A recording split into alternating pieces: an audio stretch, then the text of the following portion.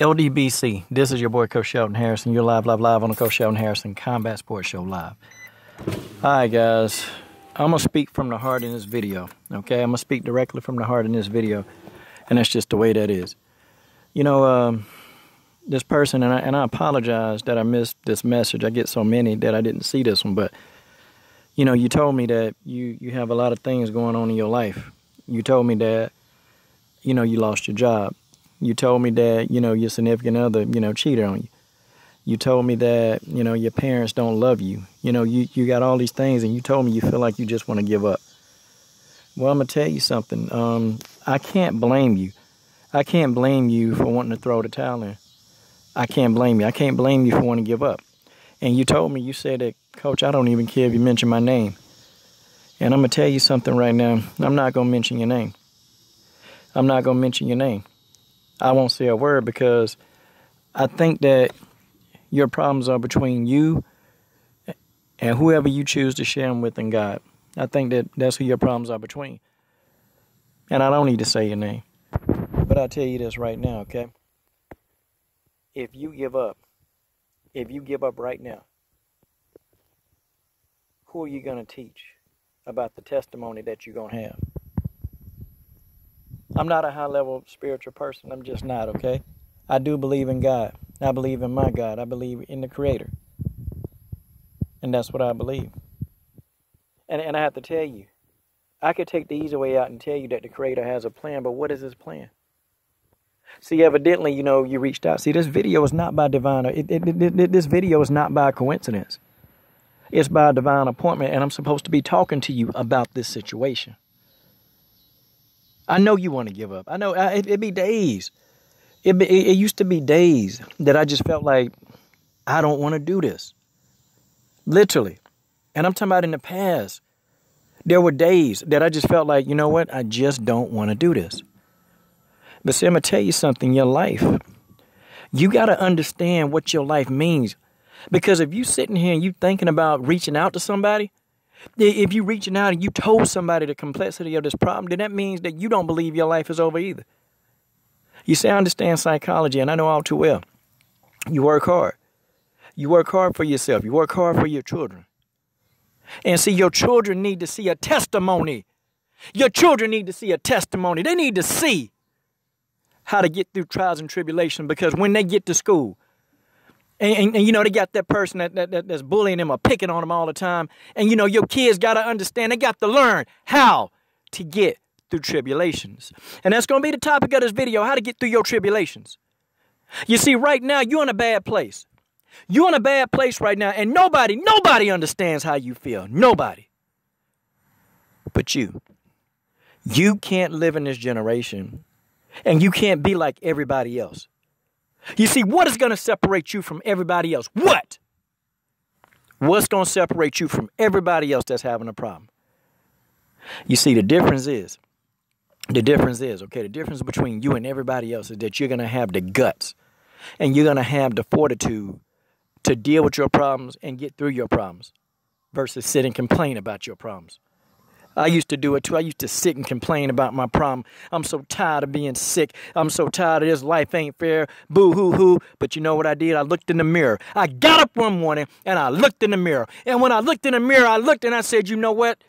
I caused all of this.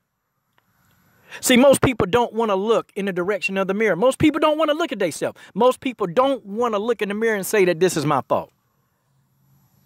And I'm going to be real with you.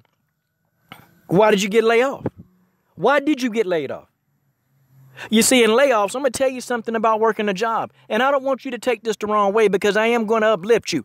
But I don't want you taking this the wrong way. But most people that get laid off, do you know that they get laid off for a lack of production? You see, companies are very weird. I worked for a company that started layoffs. I was the last person to be laid off at that company. And I did a video on how to exceed in the workplace without selling your soul. I did a video about that. I did a rundown about being a person of integrity, being a person of honor, being a person of respect. Don't sit around talking about the boss at the work to other employees. I made a video, and I can't get into that video because my purpose is, I just want to talk to you. Look in the mirror. Were you a person of integrity? Were you a person that talked bad about your boss? Did you leave early? Even though the boss didn't know, because see, all that stuff has negative connotations when it comes to it. See, the boss may not know that you did all those things, but the universe and God knows that you did all those things, and you know you did them if that happened. You see, jobs. I understand that when you do a good job at a job, then things follow. And I understand that consequences happen when you don't do so well at a job. But if you got the same integrity, and even if they do lay you off for no reason, you'll find another job. Because, see, your spirit, your inner spirit, that person will know when they sitting across talking for you, it don't matter what they are. They're going to know that you're a person that's going to be productive and you're going to make them some money and they'll hire you. Why you want to give up? You got your health. See, and then you told me about one of your friends that's sick. Let me tell you about that. See, I'm finna debunk all your excuses, and I'm going to tell you straight up. The doctor is not your source. God is your source. The herbalist doctor is not your source. God is your source. Okay? Your mama and daddy not your source. God is your source. The money that you thought you had in your wallet is not your source. God is your source. Your children are not your source. God is your source. God is your source. And God put the responsibility on you, so you are your source. And what I'm saying to you is the problems that you see, you look in the mirror. And I want you to stare at yourself. You stare at yourself in the mirror. And you look in the mirror and you acknowledge to yourself, to your own mind and to your own body, everything that you've done to put yourself in this situation. And after you do that, then you look in the mirror, you say, I'm blessed coming out and I'm blessed coming in. That nothing evil is going to come near me. My children are safe. My mom and daddy, they're going to show me love. I will find the job that I want. And none of these dark spirits will come over my body because I am who I said I am. I am the best in the world. And there's nothing that's going to take me down. And that's what you got to say. And it may not. It may just seem like that thing's not moving in the right direction fast enough. It just might seem that nothing is working for you. But you got to get your head up out of your butt. And you got to stand up on your own 2 feet. And you got to walk out there. You got to look up in that sky and understand that there's a brighter day. You see, you're not designed to be dead before it's time. Because somebody got to learn from your testimony. Because you got to get up off your butt. And you got to help somebody else. Because somebody else is going through this too as well. You got to be a blessing to somebody else. You got to be a blessing to somebody else. You got to be a testimony for your own children. Because I'm going to tell you, before the day turns into night, your own children are going to need you. And they're going to look to you for strength.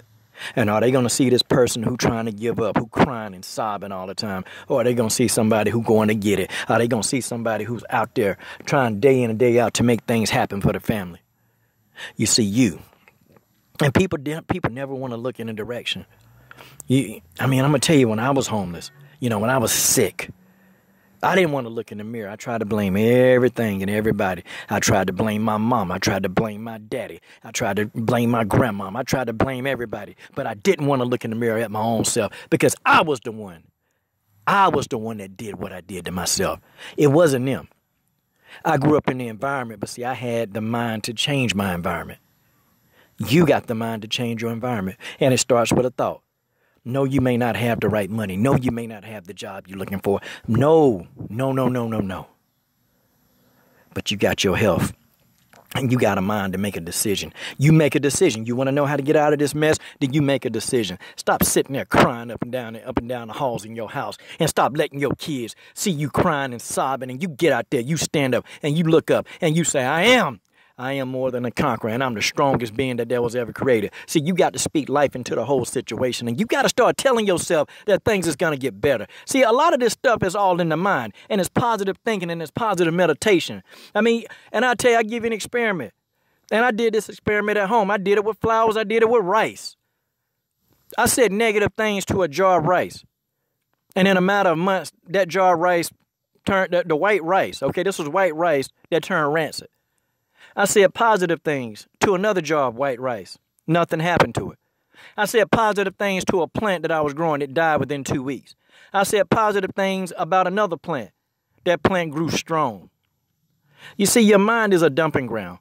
Your mind is a dumping ground for either things that's good or things that's bad. And see, whatever you choose to put in your mind, that's up to you. But if you want to sit back and if you want to choose to sit back and just do everything and you want to put the negative energy into these dumping grounds into your mind, then you go right ahead. But I tell you something right now. If you plan on getting out of this mess that you in, you ain't going to do it if everything in your mind is negative. Stop being so negative. You weren't created as a piece of junk. You're not a piece of junk. And you got to stand up and you got to think. I don't care because it's going to be my son, my daughter. They going to benefit from my situation because I'm going to come out of this mess. And I'm going to look up and I'm going to say, thank you, because I am who I am. And I came out of this mess.